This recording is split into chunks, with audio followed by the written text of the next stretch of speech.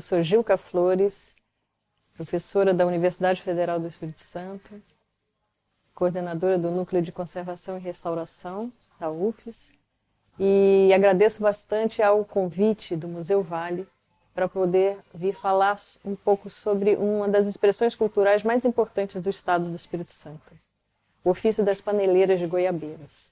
Quem nunca comeu uma moqueca capixaba preparada nessas panelas de barro? Ou a torta capixaba, típica da Semana Santa? Estamos aqui numa região bastante tradicional da capital Vitória, Goiabeiras Velho, onde se localiza o galpão das paneleiras e onde elas vivem e produzem os seus artefatos. Diferente de outras panelas que são produzidas tanto no Espírito Santo quanto no restante do país, essas panelas têm um valor histórico muito importante, porque elas seguem a tradição indígena de produção da panela de barro, principalmente nas tradições Tupi-Guarani e Una, povos originários que habitavam essa região. As referências, né, que demarcam essa origem, elas são baseadas em achados arqueológicos que comprovam a existência desse tipo de cerâmica nessa região. Posteriormente, esse saber fazer esse tipo de artefato foi aprendido pelos colonos e afrodescendentes que passaram a viver nessa área, né, e mantiveram essa tradição. Também há um registro do naturalista Saint-Hilaire, de 1815, que faz referência ao uso de panelas desse tipo para cozinhar frutos do mar, e ele coloca que justo foi encontrado isso nessa região de Goiabeiras. Embora essa atividade remonte a mais de 400 anos, a Associação das Paneleiras de Goiabeiras só foi efetivada em 1987 e possibilitou a organização desse ofício. Também data desse período a criação de um galpão, né, pela prefeitura para abrigar essa produção. Muitas paneleiras faziam as panelas em suas residências e a criação do galpão possibilitou esse trabalho coletivo no mesmo local. A atividade de confecção das panelas é essencialmente feminina. As mulheres estão à frente e são a maioria na prática dessa tradição. Isso se relaciona também com as tradições indígenas, cujos relatos sempre apontam que a prática da cerâmica era também realizada pelas mulheres nas suas comunidades, né? Essencialmente, essa transmissão de conhecimento é feita de forma familiar e de vizinhança, né? Então, é uma comunidade que aprende ao ver fazer e vai, sim, passando essa informação de geração a geração. O barro utilizado nessas panelas tem origem no Vale do Bulembá, no bairro de Joana d'Arc, né, que pode ser alcançado tanto por barco, né, pela região aqui do Manguezal, quanto por via terrestre. Geralmente, essa retirada do barro é feita pelos homens, tiradores, que recolhem o barro, formam bolas de barro e trazem para serem trabalhadas esse material aqui em Goiabeiras. A qualidade da argila que se obtém ali no Vale do Mulembá é justamente o que permite esse tipo de modelagem que é feito nas panelas de barro, em que as peças são todas modeladas à mão, de forma completamente artesanal, só com o uso de uma pequena espátula que ajuda a fazer a forma desses artefatos, né? Os homens também participam como casqueiros, né? Retirando a casca do mangue vermelho, que depois de colocado de molho em água, vai servir como material tintório para essas panelas, e é o que vai conferir tanto a cor quanto o acabamento, né? Uma selagem dessa panela que confere maior qualidade, maior resistência à panela. São produzidas panelas de diferentes tamanhos e formas, né? Seja para o preparo de moquecas, para o arroz, para o pirão, para o feijão. para assar um peixe. E sempre também com a característica dessa orelha que fica, uma alça que fica em volta da panela, muito típica desse tipo de panelas produzidas aqui pelas paneleiras de Goiabeiras. Uma vez terminada a modelagem da peça, essa peça é deixada secar por alguns dias e uma vez seca elas são polidas, né, lixadas e polidas com seixos rolados. Depois de preparada e completamente pronta, elas vão então para a queima, num pátio que fica aqui ao lado do galpão das paneleiras. A queima é sempre feita numa fogueira a céu aberto, né? E logo após a finalização da queima, essa panela bastante quente é colocada numa plataforma e vai receber então, com uma vassourinha, né, a tinta do tanino, que vai então conferir essa cor mais escura típica da panela e também a finalização do material da panela, deixando a panela mais impermeável, né, e mais resistente. O ofício das paneleiras de Goiabeiras foi o primeiro bem imaterial a ser registrado como patrimônio cultural imaterial no país, inaugurando o Livro dos Saberes, que é o livro onde é registrado os saberes e o fazer que são enraizados numa comunidade. Esse reconhecimento é muito importante porque, a partir dele, se elabora um plano de salvaguarda para aquela atividade e um acompanhamento que possa dar apoio e fomento para garantir que as condições necessárias para a manutenção desse saber fazer aconteça. Outra contribuição importante foi o selo de indicação geográfica, né, que permite de se diferenciar as panelas produzidas aqui, desse modo tradicional, né, e com reconhecimento como patrimônio cultural, de outras panelas que são produzidas de modo industrial, dando maior valorização da produção das paneleiras de Goiabeiras e também impactando, né, de uma forma favorável ao comércio desses produtos. No processo dos bens imateriais, se prevê um acompanhamento desse modo de fazer e também revalidações periódicas desse bem registrado, né? E no momento, o ofício das paneleiras de Goiabeiras passa ainda por um processo de revalidação desse título, que vai reconhecer que os modos de fazer tradicionais que justificaram o recebimento desse título são mantidos e seguem sendo praticados aqui pelas paneleiras. O ofício das paneleiras de Goiabeiras promove um vínculo, né, com sabedorias ancestrais e um fazer coletivo. Traz também essa relação com um elemento natural extremamente simbólico, né, que é o barro, a argila, que participa de várias cosmovisões indígenas sobre os mitos da criação, da vida e da criação humana. Para a preservação do manguezal e sustentabilidade, os casqueiros obedecem a um limite na retirada das cascas do mangue vermelho. Esse limite é para garantir a possibilidade de renovação dessa espécie. O uso das panelas de barro está vinculado também à preservação das espécies marinhas e do manguezal, base da culinária local. É fácil reconhecer os sentidos de identidade que essas panelas conferem. Elas são parte do nosso cotidiano, elas estão presentes nas nossas casas, nos restaurantes locais. É uma atividade coletiva, né, que é um convite a uma mesa compartilhada. E nós nem precisamos rivalizar com os nossos colegas baianos, porque o mais importante é que a diversidade do saber fazer, a diversidade da nossa cultura permaneça, e é isso que fortalece a cultura brasileira. E que tal terminarmos esse vídeo aprendendo a fazer a tradicional moqueca capixaba?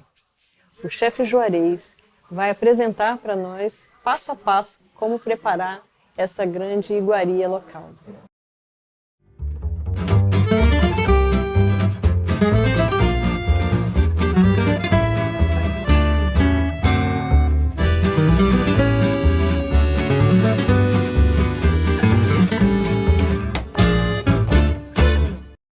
Eu sou o chefe Juarez Campos, de Vitória, no Espírito Santo. Eu quero agradecer o Museu Vale pela oportunidade que está me dando de mostrar para o mundo todo o prato mais importante da gastronomia capixaba, que é a moqueca capixaba. E muito mais do que isso, feito numa panela cujo processo tem 400 anos, feito pelas paneleiras de Goiabeira. Uma coisa extremamente importante, um bem cultural muito importante para o Espírito Santo. A característica principal da moqueca capixaba é o minimalismo. A moqueca capixaba, ela tem o mínimo de ingredientes, leva o mínimo de tempo para fazer, mas devido à combinação, a panela e o frescor, ela tem um máximo de sabor. É um prato extremamente simples, mas tem que ser muito bem feito, com produtos muito bem feitos, muito de qualidade. Um detalhe importante, essa panela é fundamental. Sem ela, você não consegue ter uma moqueca tipicamente capixaba. Muito cuidado, porque essa panela é das paneleiras de Goiabeiras. Muitas vezes são vendidas panelas industriais com a forma de barro e que não tem a mesma qualidade. Essa daqui não. É um barro especial do Vale do Mulembá, toda manipulada, toda feita com o maior cuidado, queimada adequadamente. Então, fundamental, uma panela de barro das paneleiras de Goiabeiras. Depois, um peixe extremamente fresco. O Espírito Santo é muito rico. Pode ser peixe, pode ser camarão, pode ser lagosta, o que você quiser. Pode ser até a mistura deles. Não precisa ser peixes caros, pode ser peixes mais baratos, mas tem que ser um peixe fresco, tá? A moqueca capixaba, é muito simples. Ela leva cebola, tomate, coentro, óleo de urucum, que é a semente de urucum, que a gente aquece com azeite ou com óleo para fazer o óleo de urucum, mas quem não tiver pode usar o coloral, que nada mais é do que o urucum moído misturado com fubá, dá mais ou menos o mesmo efeito. Eu prefiro usar o óleo de urucum. A cebolinha verde para dar o encerramento e azeite, que a gente chama aqui no Espírito Santo de azeite doce. O processo é muito simples. Primeiro, a gente coloca azeite no fundo da panela de barro.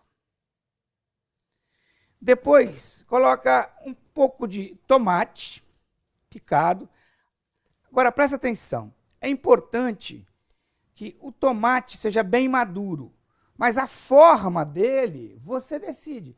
Eu não quero tomate em cubinhos, eu quero tomate em rodelas, eu quero tomate com semente, eu quero tomate sem semente. O nosso caso é um tomate em cubinho, sem semente. Mas você pode colocar o tomate como você quiser, em cubos grandes, em rodelas, como você quiser.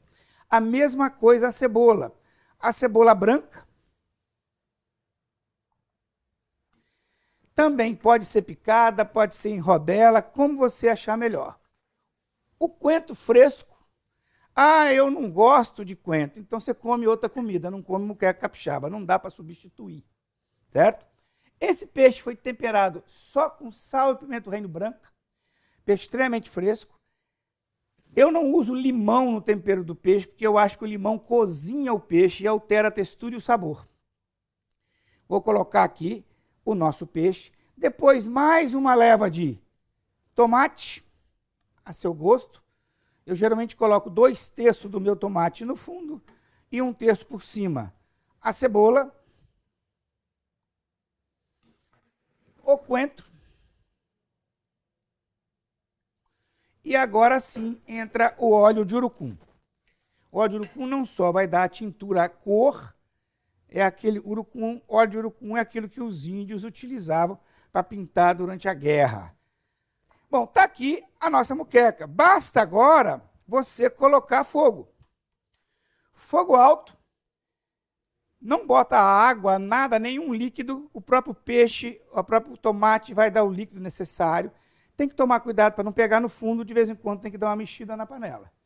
E é tampar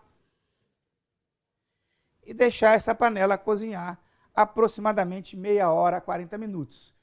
Quando o tomate e a cebola estiverem cozidos, a gente termina a moqueca com um pouco de ou coentro fresco ou cebolinha verde. Um detalhe importante, essa aqui é a ideia da moqueca. Posso fazer com camarão? Pode. Porém, não se esqueça, o camarão, a cocção dele é muito rápida. Então, eu sugiro que se for fazer camarão ou com lagosta, ou com lula, que você primeiro faça o molho da moqueca. Se precisar, bota até um pouquinho de água para fazer o molho. Quando o tomate estiver cozido, a cebola estiver cozida, você coloca o camarão, coloca a lagosta. Porque um camarão leva aí 4, 5 minutos para ficar cozido, enquanto que o tomate, a cebola, mais de 20. Se você demorar, você colocar o camarão junto, ele vai ficar emborrachado, a lagosta vai ficar emborrachada. A partir desse prato aqui, a gente tem outros pratos clássicos da gastronomia capixaba. Nós temos, por exemplo, o escabeche. Qual a diferença da moqueca tradicional para o escabeche? É simples. O escabeche pega essas postas de peixe, passa no trigo ou no fubá ou na mistura dos dois e a gente frita. E depois faz o molho da moqueca, coloca essas postas fritas e deixa cozinhar. Existe um prato clássico da cozinha capixaba que está se perdendo, que é a garopa salgada com banana da terra e abóbora. A garopa estragava muito no mar. Então, os pescadores resolveram salgar essa garopa e trazê-la salgada. Você dessalga como se fosse um bacalhau, trocando a água com periodicidade, e faz uma moqueca normal e coloca essa garopa salgada dessalgada aqui dentro. Eu acho que por combinação da história da carne seca com abóbora, alguma coisa desse tipo, resolveram colocar abóbora, porque o peixe muda de textura, o peixe muda de sabor, o peixe fica com uma textura mais firme, com sabor diferente. Resolveram colocar abóbora. Como o Espírito Santo é um grande produtor de banana, resolveram colocar banana. Um outro prato típico nosso, que é bem típico da Semana Santa, que é a torta capixaba.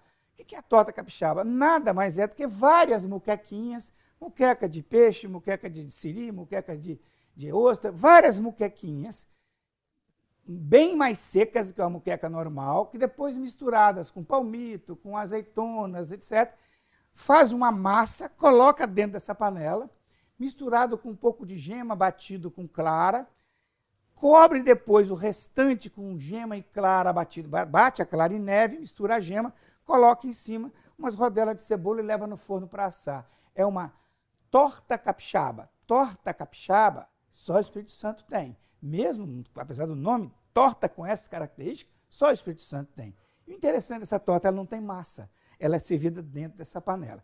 Então, eu estou falando para vocês não só de pratos típicos daqui, da nossa cultura, da nossa origem indígena, mas também da panela. É muito importante a ênfase dessa panela, porque essa panela tem 400 anos de história, um ensinamento passado de mãe para filha e que é fundamental na nossa gastronomia. Com a cabeça do peixe